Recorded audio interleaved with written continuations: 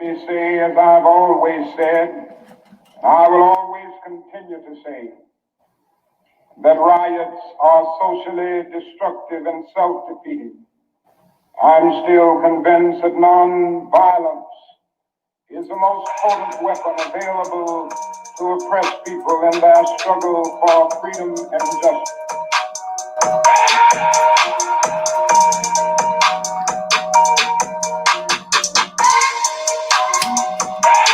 What up, everybody? Episode 3 of Mike on the Mic. I am your host, Mike Reeves. Thank you for tuning in live on Facebook. We are a live interactive show. Thank you for listening on the RTF Sports Network and at rtfsportsnetwork.com and on all the podcast platforms. We got an exciting show for you today, fellas and ladies. I'm running on E right now. I'm not going to lie. This is, let's go. Let's go. Come on now. Like I said, live interactive show. So we got people commenting. We are just going to fire it away and have at it. All right, let's just have at it.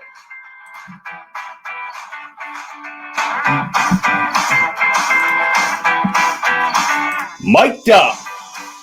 Minnesota Twins AA team lists stadium on Airbnb. I knew the Pohlads were cheap, but this seems a little excessive. Little Airbnb joke for you. Where can ghosts find vacation rentals? A scare B&B. Ha ha ha. Miami Dolphins to open drive-in theater at Hard Rock Stadium. Pornhub will be sponsoring the event. LA Rams safety burns 10,000 calories in a one-day challenge. When asked how he did it, he said he spent the entire day in a sauna snorting cocaine. Yikes. Vince McMahon says in a court filing that he won't try and buy back the XFL. Vince, I get you wipe your ass with $100 bills, but you're already out hundreds of millions of dollars. Give it up. NFL changes. Colin Kaepernick's status from retired to unrestricted free agent on league site after a little backlash. The backlash was a tweet from Kaepernick's girlfriend. You're the NFL. Let's not respond to every bimbo's tweet out there, okay? That's mic'd up for you like we do every single episode. Here we go. Now let's get right into the top 5, my top 5. And this week we are going to break down sports siblings. That's right. Sports siblings. Uncle Mike, me and the kids are watching, so limit the F-bombs. Good to know, Greg. Good to know. All right, you guys can chime in. Again, we are doing sports siblings. I know Greg Green Bay Bauman, another host on the RTF Sports Network, host of Twist, our major show, probably has an opinion on this. So let's just go down the list a little bit. We're going to have a little fun. I'll behave. I'll try and behave for the kiddos there. So sports siblings, the Trufant brothers, Marcus, Isaiah, and Desmond, all play in the NFL, all on the defensive side. The Landry brothers, DeJuan and Laron Landry, safeties in the NFL. The Ryan twins, both coaches, Rob and Rex. The Curry brothers, who father Del Curry was a NBA All-Star as well, Steph and Seth Curry. Now, again, none of these are my top 5. We'll get to those at the very end. All right, the Plumlee brothers, Miles, Mason, and Marshall. The Zeller brothers, Luke, Tyler, and Cody, all play in the NBA. The McCourtney twins, Devin and Jason, out of the NFL, as well as the Davis brothers, Vernon and Vontae. Now we got some Major League Baseball brothers, the Molina, Jose, and Yadier. They're both catchers. That's a little random. I like that, though. The Stahl brothers, Eric, Mark, Jordan, and Jared, all in the NHL. That's good sperm right there. The Pouncey twins, Marquise and Mike, NFL. NBA, the Lopez twins, Robin and Brooke. We got some more before we hit the top 5. And again, you can chime on in if you don't agree or if you have somebody I missed. But let's keep rolling down the list. The Jones brothers, Chandler Jones and Arthur Jones, out of the NFL. I really liked them because their brother John Jones is in the UFC. So you got two of the brothers playing football while the other one's whooping some butt. Some butt. Wow, this is tough for me. The Dillon brothers, Austin and Ty, both NASCAR race car drivers. All right. The Upton brothers, BJ, Justin. The Khalil brothers, Ryan and Matt. The Gasol brothers, Pau and Mark. The Bryan twins, both play a little tennis. Love. Bob and Mike. The Harborough brothers, Jim and John. Now the last one, this one definitely did not make my list, is the Watt brothers. That would be JJ, TJ, and Derek. And part of the reason is they don't have any accomplishments. A lot of these, they're in pro sports, but where are the rings? What have they been doing? But, we got a comment here from Matt Benz. Nope. There we go. There he is. One of the hosts of Twist. But that is not profanity, okay? All right. So the Watt brothers did not make my top 5. I'm sorry, Green Bay Greg, but just didn't do it. So we're going to start at 5, roll down the list to my number 1, sibling brothers. You got to go way back for the Alou brothers. Oh, I think that's baseball, right, Ed? I believe so. I don't know. Chime in, let me know. Number 5, the Bush brothers, Kurt and Kyle, combined have 48 Cup Series wins, 3 Rookie of the Year awards, the Cup, the Bush, and the Truck. Now, this I didn't understand. Do they name a Rookie of the Year award after their last name, Bush? Or am I just that stupid when it comes to NASCAR? Probably I'm just that stupid. Anyway, 1 Cup Series championship, 1 Nationwide Series championship, and that is combined for Kurt and Kyle Busch at my number 5. Number 4, the Sedin twins, Daniel and Henrik. This is the NHL now. Combined for 5 All-Star games, 2 Olympic gold medals. All right. 2 Art Ross trophies, 1 Hart Memorial Trophy, 1 Ted Lindsay Award, and the numbers 2 and 3 overall picks in the draft. Now, I'm a complete idiot when it comes to the NHL. Are Art Ross and Ted Lindsay and the Hart Memorial Trophy, I'm assuming those are named after people that played hockey? Yes? All right. Number 3, I'm going to botch this name. And I said botch. All right. Klitschko brothers, Vitali and Vladimir, boxers, 104-5 combined record, 91 combined knockouts, 6 heavyweight title belts, the WC, the WBA, the IBF, the WBO, the IBO, and the Ring.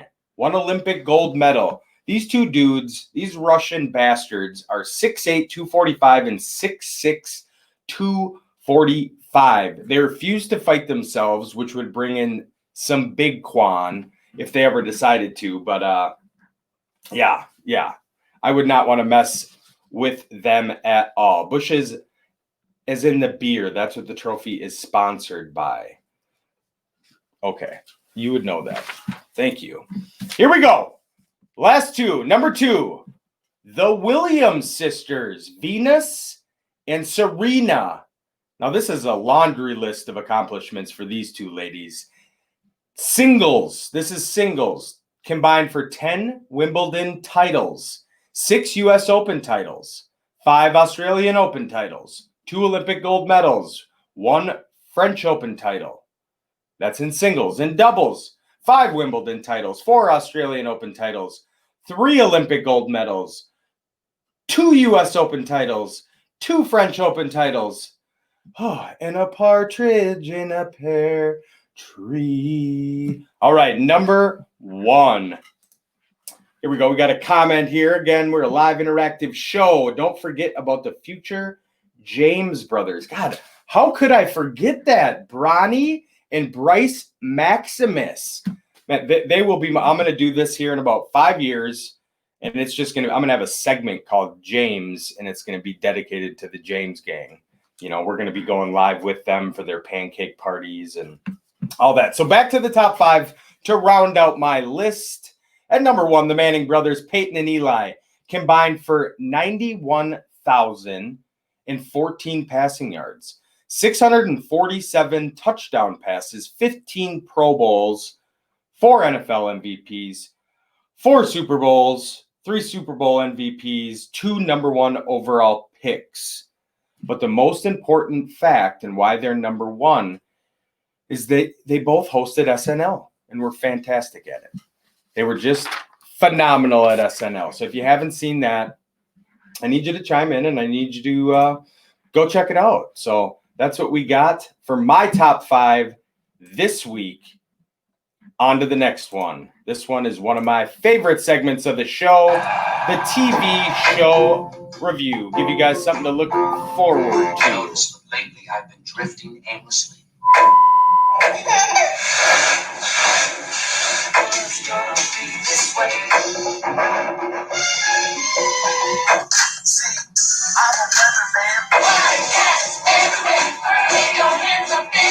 All right, my TV show review this week is Brockmire, starring Hank Azaria and Amanda Peet. It's a 30-minute comedy.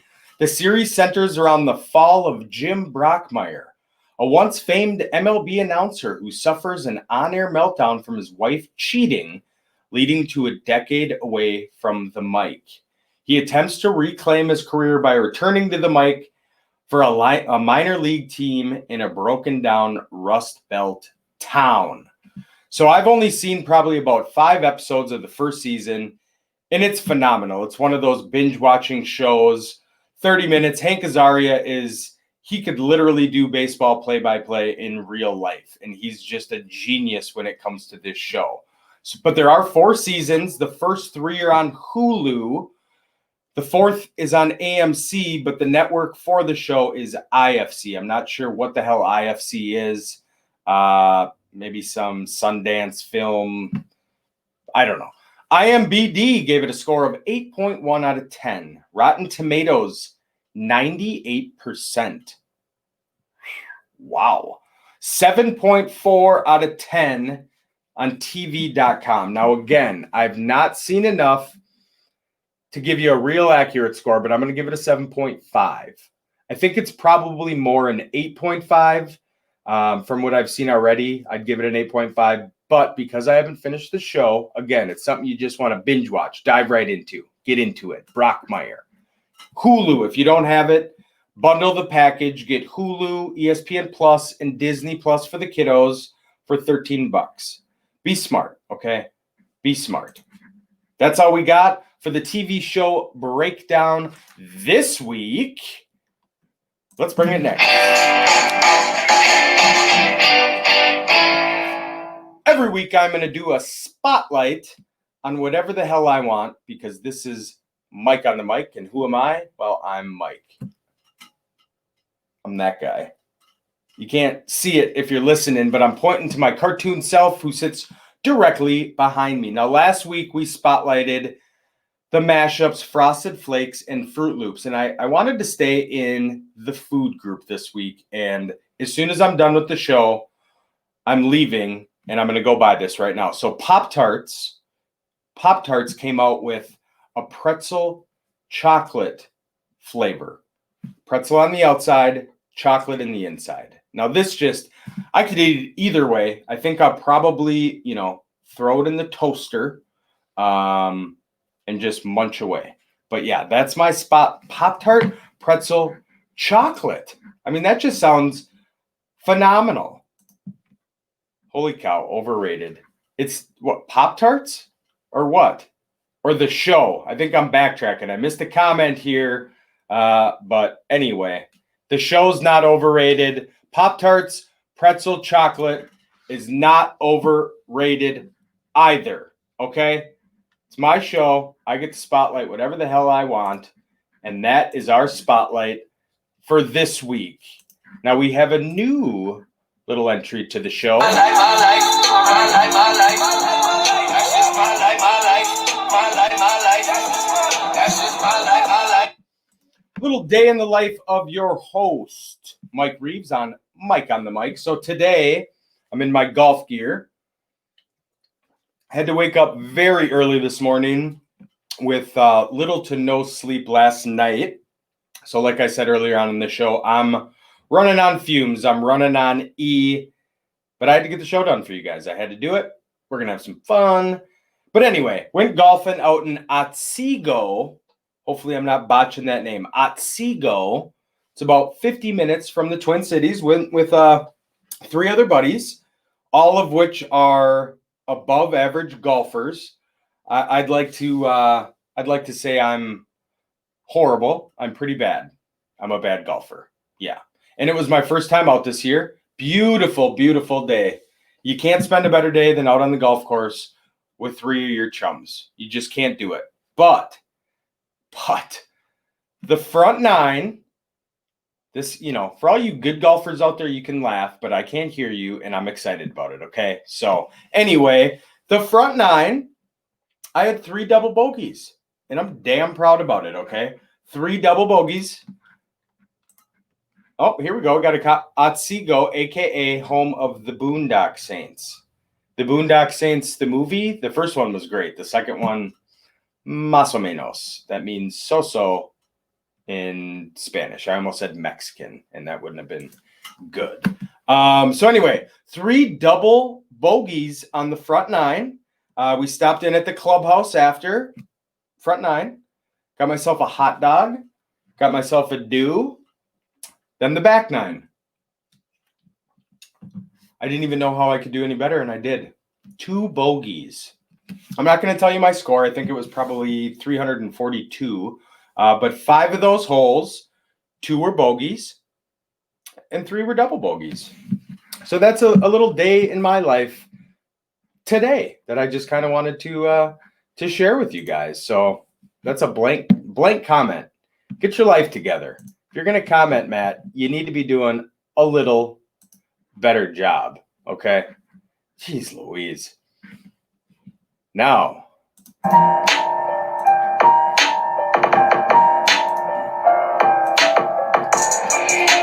we're going to do a little deep dive into a sports story. So with everything going on in Minneapolis, I'm not going to deep dive into that by any means. But the Golden Gopher football team came out and basically fired the Minneapolis police from doing any sort of games moving forward. And I thought this was brilliant on the university to come forward and do this.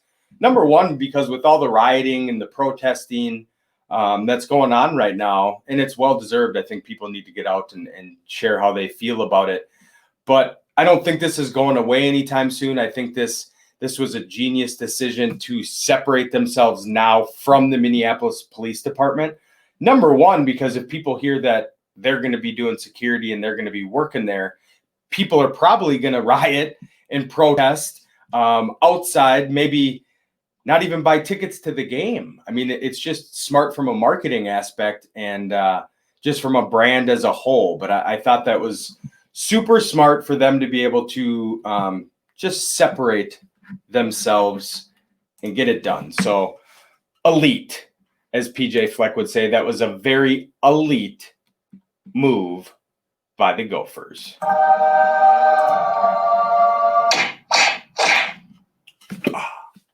Random fact. This is how we like to end all Mike on the Mic episodes. I'm going to give you something to just ponder on, just think about for the week. A nice random fact. I got a bunch of them here, but we're just going to pick one.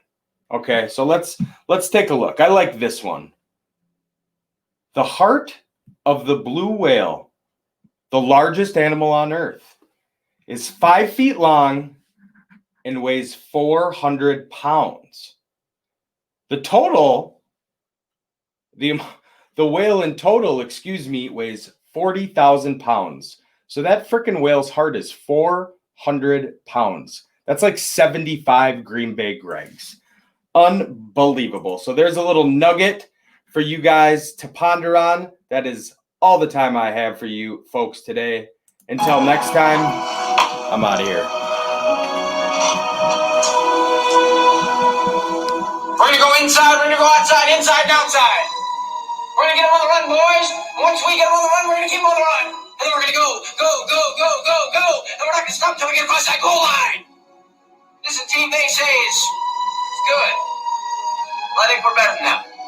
They can't lick us. What do you say, man?